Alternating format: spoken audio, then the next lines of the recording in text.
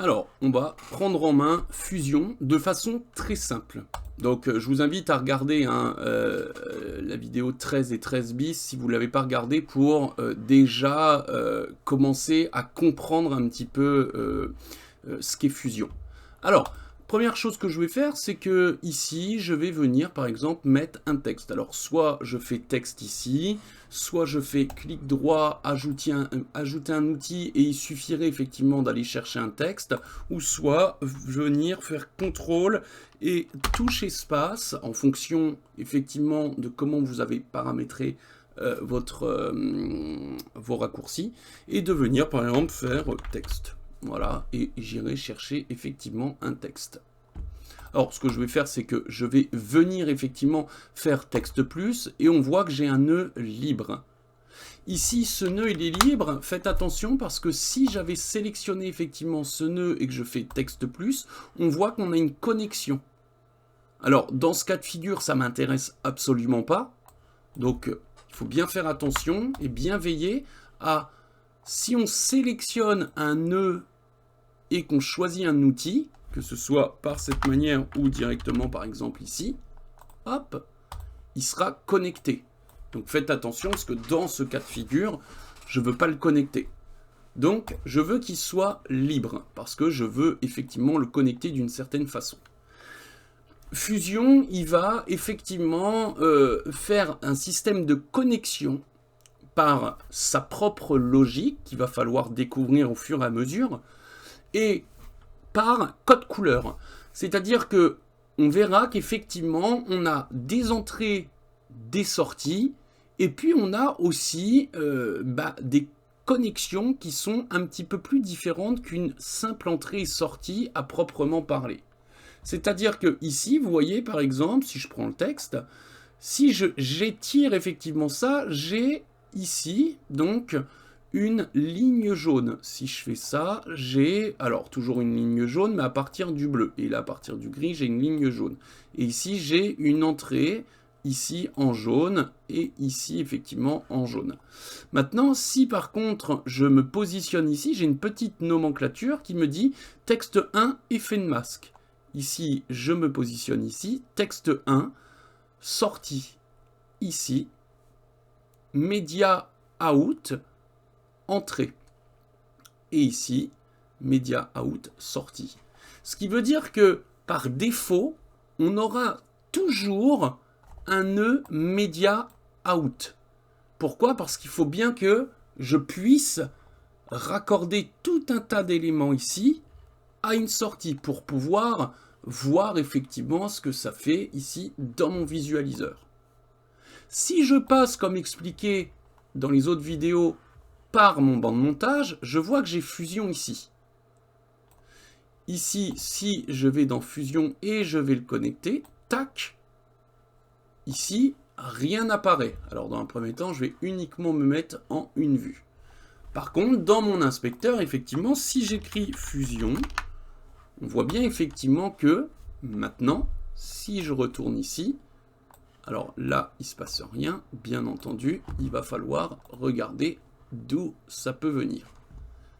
Donc ici, j'ai ma connexion, et ici, je me dis, j'ai rien dans Fusion. Donc là, on va devoir, ça c'est des choses qui peuvent arriver, regarder ce qui peut se passer. Si j'efface ça et que je retourne ici, je me dis ok, là effectivement j'ai rien du tout. Si je double-clique dans Fusion ici, j'ai ça. Si je recommence, je fais Fusion, hop, j'ai bien ça. Si je retourne ici et que je glisse, je dépose, j'ai bien Fusion. Donc faites bien attention, des fois ça peut être un petit peu capricieux. Faites bien attention, et pour ça, retournez sur mon tuto où j'explique justement comment appréhender Fusion, parce que, comme vous avez vu, on a plusieurs façons de le faire. Donc ici maintenant, si effectivement je prends par exemple Fusion, je retourne dedans, j'ai mon texte. Ici, je peux venir faire une petite translation, donc je peux faire un déplacement en X et en Y, hein.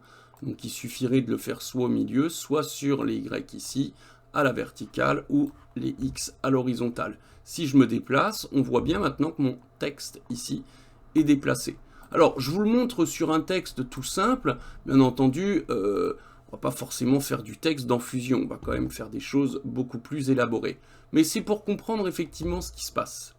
Et vous voyez, en fait, maintenant, si je déconnecte mon Media Out, ici, bah, effectivement, il me dit que rien ne se passe parce que rien n'est connecté ici à mon média de sortie. Ça, c'est vraiment important. Maintenant, si j'importe un rush, je peux l'importer d'ici ou passer directement par ma bibliothèque de médias. Imaginons en fait que je prenne ce rush, que j'aille dans Fusion et que je le glisse et je le dépose ici. J'ai Media In, Media Out. Je vais regarder ce qui se passe ici. J'ai toujours Fusion. Si maintenant je connecte ça, j'ai mon image de mon rush qui apparaît et elle est bien connectée ici. Et effectivement, ici, j'ai bien Fusion Composition. Maintenant, j'ai ici, vous voyez, hop, mon rush. Alors, après, il faut faire attention parce que ça va être aussi le rush en fonction de, effectivement, ma timeline ici, ma timeline ici, mais aussi, parce que ça, forcément, il faut regarder les métadonnées ici. Et lui, il me dit qu'il fait que 2 secondes 3. C'est pour ça qu'il coupe. Donc faites bien attention à ça. Si j'en sélectionne un, par exemple, plus grand, hop, celui-ci fait par exemple 1 minute 28. Hop, je viens effectivement prendre celui d'1 minute 28. Celui-là, je l'efface. Hop, j'ai Media In. Je pourrais renommer, hein, si j'ai envie, Rush, par exemple, Rush In, par exemple. Hop. Voilà. Et effectivement, ici, il est beaucoup plus long. Alors, faites attention parce que maintenant, effectivement, ici, c'est en fonction, on se souvient, de mes 10 secondes. Ici, j'avais créé, effectivement, une composition fusion qui durait 10 secondes. Enfin, 12 secondes exactement. Si je l'étire, qu'est-ce qui va se passer? Bah, ici, vous voyez, je suis à 564. Si par exemple je raccourcis, hop, ici je suis à 287. Et là c'est plutôt cool parce que je peux effectivement venir en fonction, raccourcir, étirer, etc. Et c'est tout de suite pris en compte ici. Or je pourrais le faire si j'ai envie directement au sein de Fusion. On va regarder ce qui se passe. Par exemple, ici si je mets, allez, on imagine 500 frames. Hop, qu'est-ce qui se passe? Il retombe à ça. Je vais faire 500 frames. Hop, 550. Et vous voyez, que je fasse entrer, que je clique à côté. En fait, pourquoi? Parce qu'il se base effectivement sur ce que je lui ai alloué ici. Alors après, il y a toujours des nœuds pour pouvoir le forcer, mais on va rester dans ce cas de figure dans un premier temps. Donc ça, je vais l'enlever. Je vais retourner effectivement ici dans mon Fusion. Je vais double-cliquer, voilà, pour retrouver ma composition qui était en cours avec ce texte. Donc maintenant, si par exemple, je veux, je sais pas, imaginer par exemple que je puisse prendre, allez, on va dire un simple arrière-plan, je le connecte, clac, je clique sur Background. Ici, je vais dans l'inspecteur, je change sa couleur. Voilà. Ici, on est d'accord, un arrière-plan. Maintenant, par exemple, je change effectivement la couleur, je vais faire ça, et puis imaginons en fait que je veuille y mettre, par exemple, je sais pas, cet effet. Donc vous voyez, là il est connecté aussi sec. Pourquoi il est connecté aussi sec? Parce que ici, je clique sur Background, je clique sur cet effet, et maintenant il est connecté. En revanche, si rien n'est sélectionné et que je clique ici, j'ai un nœud qui est effectivement libre. Donc si maintenant je déconnecte ici pour connecter comme ça ou connecter comme ça, c'est pris en compte. Ou alors, tout simplement, je peux très bien maintenir le clic gauche, maintenir Shift, et hop, on va voir qu'il se passe une ligne jaune et bleue, et ça veut dire que maintenant si je lâche, hop, il se connecte. Donc ici, j'ai Color Curve. Si je change ça, on voit effectivement que ça change. Et maintenant, on va regarder ici avec les deux vues à gauche et à droite. Ici, si je clique sur Background avec la petite pastille comme expliqué, on voit de quoi je suis parti. Ici, la petite pastille qui est à droite, on voit où je suis arrivé. Et ici, par exemple, si je fais à la place ça, je vois en fait ce qui se passe une fois que je fais effectivement background plus couleur. Donc c'est un peu la même chose étant donné qu'il n'y a rien d'autre ici comme nœud. Maintenant, si par exemple, je décide de venir, je ne sais pas, par exemple, prendre ça, et puis changer ça comme ça. Bah, là, je me dis pourquoi j'ai cette couleur et pourquoi j'ai cette couleur. Bah, parce que ici, je suis en Media Out, c'est-à-dire qu'il prend en considération tout ce qu'il y avait en amont. Par contre, ici, je suis mis en couleur curve. Donc, si je regarde, j'affiche uniquement background, j'affiche background et curve, j'affiche background, color curve, color correction. Voilà en gros. Donc ça, c'est hyper intéressant parce que ça nous permet de voir d'où on commence, où on en est et où on arrive. Donc ça, c'est super intéressant. Maintenant, comme j'expliquais tout à l'heure, on a un code couleur. Si je prends par exemple deux nœuds, je veux mettre un texte par exemple sur un fond, une couleur quelconque, par exemple, faire ça. Ici, ce texte, je vais marquer fusion, je vais l'agrandir, hop. Alors, maintenant, si je viens connecter ça, je vois effectivement que j'ai ça. Si je veux connecter ça, hop, ça marche pas. Pourquoi? Parce que comme tout logiciel système nodal, il va falloir en général faire ce qu'on appelle un nœud merge, donc une fusion. Parce que effectivement, il va falloir dire je veux que ce nœud et ce nœud se retrouvent fusionnés. Et c'est là qu'on va voir l'importance des codes couleurs. Par exemple, ici, le texte doit être en premier plan et l'arrière-plan, bah forcément, doit être en second plan. Ce qu'il faut toujours prendre en compte, c'est que le nœud, donc ici, la connexion se définit par du jaune, et le jaune, c'est la connexion principale, mais c'est en général celle qui officie en tant que plan principal, mais arrière-plan.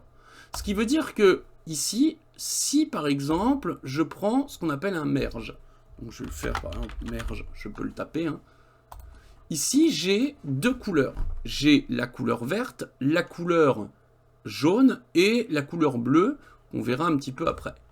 La couleur verte, c'est mon premier plan. Vous voyez, si je me mets ici, il dit premier plan. Ici, couleur jaune, c'est arrière-plan. Mais comme on peut voir, effectivement, que je connecte n'importe quoi, c'est toujours en fait en jaune. Parce que c'est ma connexion principale.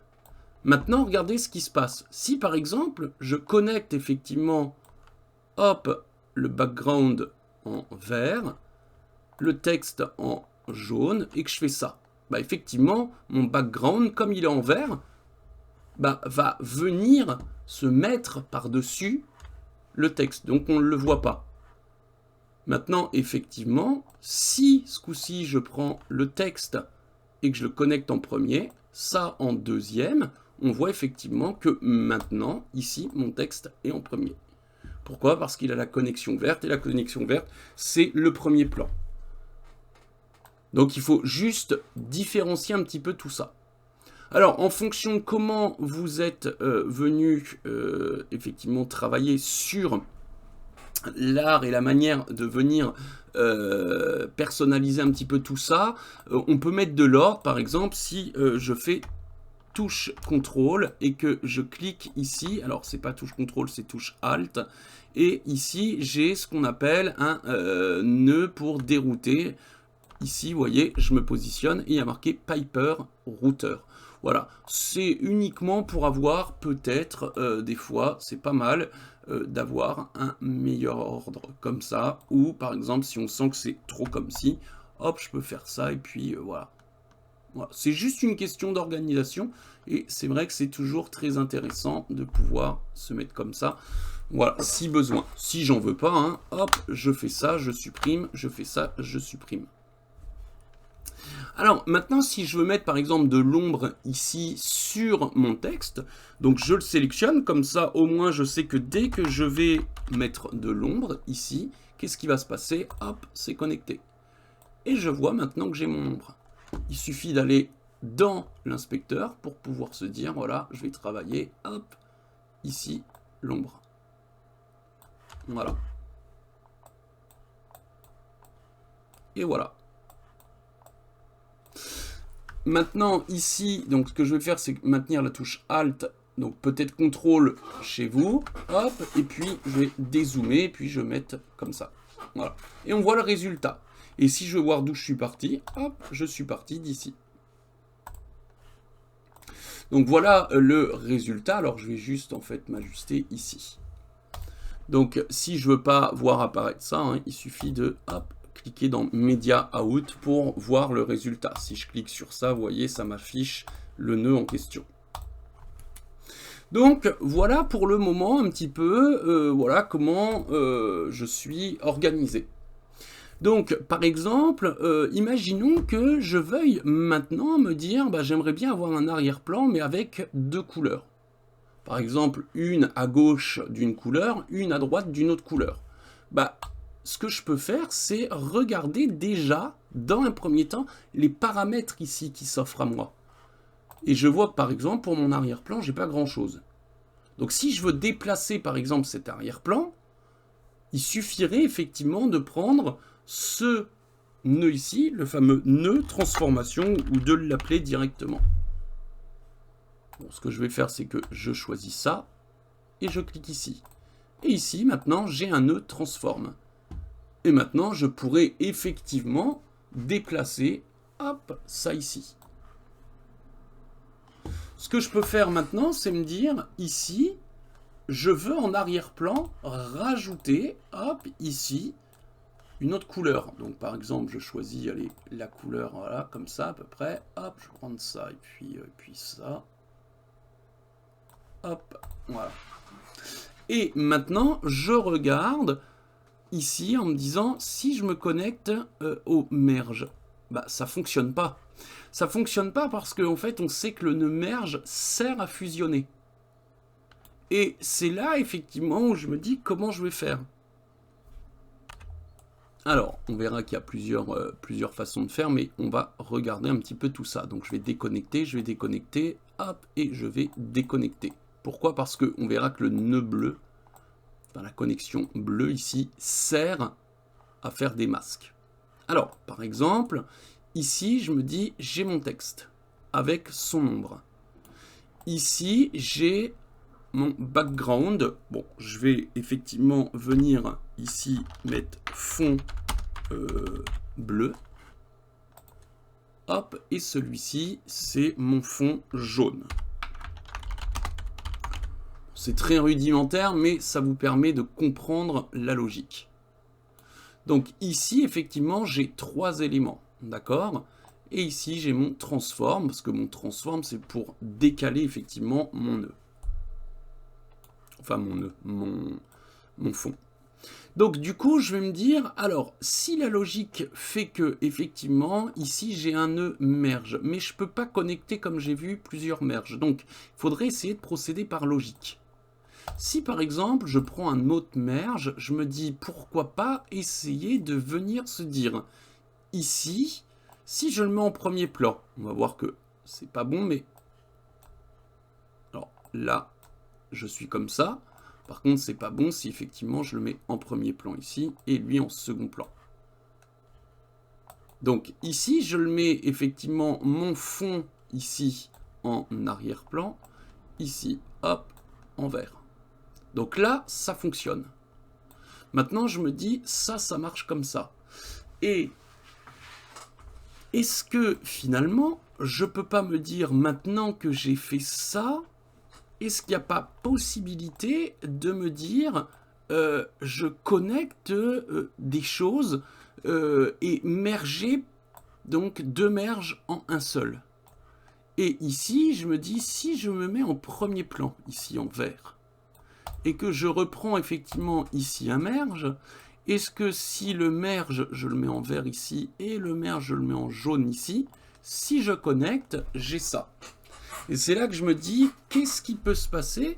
Alors, peut-être que finalement, celui-ci, j'en ai pas besoin, et finalement, c'est ça que j'ai besoin. Voilà. Et vous voyez, là, on a effectivement une arborescence, bon, qui est comme ça, juste pour ça. Et c'est là qu'on se dit, ah ouais, c'est quand même... mais c'est ça, en fait, fusion. Mais c'est ça aussi pour Nuke, par exemple. C'est l'approche nodale. Au début, c'est impressionnant. On peut se dire, ah non, mais c'est pas fait pour moi. Bon, en fait, après, il suffit juste de comprendre la logique. Bon, on verra qu'après, il y a d'autres façons de faire, d'autres facilités, mais voilà, dans un premier temps, c'est ça, en fait, qu'il faut comprendre, c'est se dire, ok, qui fait quoi? Donc, ici, j'ai effectivement du vert. Le vert, c'est le premier plan, qui est logé dans une fusion. Et j'ai besoin d'avoir deux fonds. Et mes deux fonds, effectivement, c'est ça. Hop. Et hop. Donc maintenant, on pourrait effectivement se dire, bon, ces fonds, ici, ils m'embêtent un petit peu visuellement. Hop, ils sont créés. Ce que je peux faire, c'est les sélectionner et faire clic droit. Et puis les grouper. Donc je vais les mettre dans un groupe ou faire CTRL-G. Et là, ils sont dans un groupe. Et puis je pourrais renommer, par exemple, fond. Comme ça, voilà, au pluriel, parce que j'en ai deux. Si je double-clique, je vois effectivement, en fait, de quoi ils sont composés. Et puis, je peux les saisir ici. Et en fait, ça m'a créé une sortie directement ici. Donc, je peux faire la croix. Et maintenant, j'ai ça. Je double-clique, ça ouvre. Et si effectivement, je veux les dégrouper, je fais clic droit et je mets dégrouper. Et je retrouve, en fait, comme c'était. Donc, vous voyez, après, ça va très vite. Parce que finalement, quand on commence à prendre les choses en main, effectivement, bah, on se dit, oui, bon, effectivement, voilà. C'est juste un coup à prendre, une logique à prendre. Ici, je peux me dire, par exemple, j'ai une petite barre de couleur orange, je clique dessus, et puis ici, si j'ai envie de la changer, hein, je peux très bien changer cette barre. Donc voilà un petit peu comment ça fonctionne. Et puis, je me dis, bon, bah ok, ça c'est fait, maintenant je veux aller plus loin. Donc, je vais un peu plus loin, puis je me dis, j'aimerais bien finalement faire un cercle. Bah, c'est là que je me dis, bah, ici, je vais venir choisir, par exemple, l'ellipse. Et l'ellipse va me faire un cercle. Mais où est-ce que je la connecte? Parce que moi, je veux le faire à tout cet ensemble. Donc, ici, la connexion bleue me sert effectivement à venir faire un cercle. Donc, on regarde ce que ça donne si je me mets ici. Donc, je me dis, ok, j'ai ça. Mais finalement, pourquoi ici, j'ai uniquement le cercle qui se trace effectivement ici, donc à mon texte. Et pourquoi en fait, bah, finalement, il ne vient pas le faire aussi ici sur le fond. Parce que si par exemple, je regarde un petit peu comme ça, j'essayerai de faire ça, je me dis ok, ça marche pas. Je me dirais, bah, je pourrais essayer de faire ça. Et je retrouve ce que ça a fait tout à l'heure. Je peux essayer de refaire ça. Et je me dis, pourquoi en fait ça le fait comme ça? Alors, hop, désolé, petit bug. Voilà, pardon. Alors, donc maintenant, c'est là effectivement qu'on voyait l'ellipse et on se dit qu'il y a plusieurs possibilités en fonction de la situation dans laquelle on se retrouve. Et c'est là qu'il faudra faire attention parce que on voit bien effectivement que ici j'ai mon ellipse de connecté Et ici, j'ai maintenant inversé, remplir, et en fonction de ça, j'ai aussi ici à l'intérieur le merge, ce qu'on appelle des opérateurs. Et effectivement, je vais pouvoir regarder ici dans mes opérateurs, et vous voyez, j'ai intérieur par exemple, et on voit qu'il commence à se passer quelque chose. J'ai des paramètres ici que je pourrais changer en fonction, mais ici j'ai ça, et ce coup-ci, si je me mets en inversé, je vois qu'il se passe des choses. Si j'enlève remplir, si je mets inverser, si je remets remplir, vous voyez, il se passe tout un tas effectivement de choses. Mais on voit que effectivement dans mes opérateurs, j'ai plusieurs types d'opérateurs, donc il faudra effectivement voir que non seulement on a par exemple là, certes, connexion donc des masques, la connexion des entrées en premier plan, deuxième plan, mais on a aussi, et ça faut vraiment pas le négliger, on a tous les paramètres ici effectivement qui vont me servir à paramétrer en fonction de ce que je veux voir. Donc il faudra vraiment prendre en compte tout ça. Donc vous verrez que effectivement Fusion c'est comme ça en gros que ça marche. Alors il y a encore plein de choses, mais c'est des connexions stratégiques par couleur, premier plan, second plan, par fusion avec les merges. On peut faire des merges dans des merges, mais on peut, donc comme on voit ici, hein, hop, donc j'ai un merge qui est encore dans un merge, mais j'ai aussi effectivement, là j'ai mon chat qui miaule, j'ai aussi des connexions bleues pour venir créer des masques. Et on verra qu'en fait, il y a encore plein d'autres choses à savoir, mais voilà en gros, on va dire, la logique pour bien comprendre comment appréhender Fusion.